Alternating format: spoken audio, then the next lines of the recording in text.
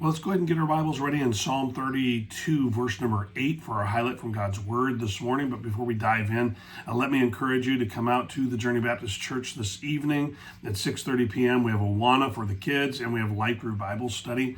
The Bible studies have been incredible, and I think the Awana group tonight has something special going on. So you want to be here to enjoy that as a family, and I know you won't regret it. And something I want to remind us of is that if we will let Him, God will guide us. And what I mean by that is that maybe have you ever wondered what decision to make about something, or maybe even a direction to go, a decision about direction? I know I have many times. In our passage this morning, we're given something that we all should long for, and that's divine guidance from our God. And so listen as I read it to you. Like I said, Psalm 32, verse number 8 says, "I will instruct thee and teach thee in the way which thou shalt go. I will guide thee with mine eye."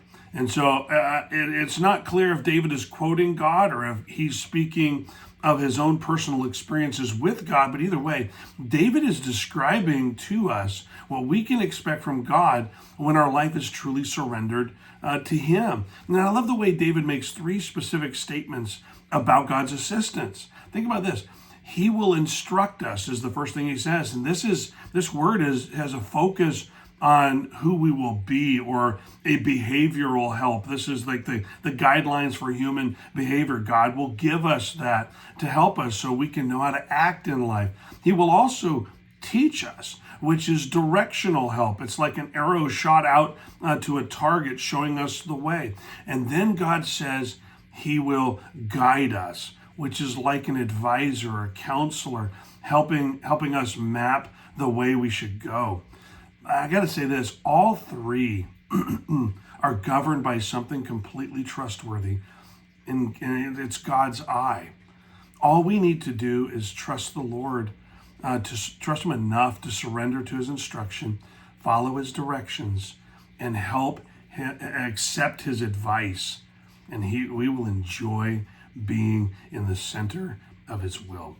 And I got to tell you, there's nothing like being in the center of His will. It doesn't mean that tragedy or won't strike or failures won't still happen.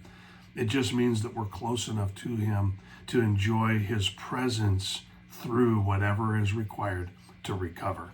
And so I want to encourage you with this. Trust the Lord enough to accept, really just accept these things, that He's trustworthy enough, because it's God's eye that will be guiding us. All we need to do is trust the Lord enough to surrender to His instruction, follow His direction, and accept His advice, and we'll enjoy being centered on His will. Hope that helps. Enjoy a great day.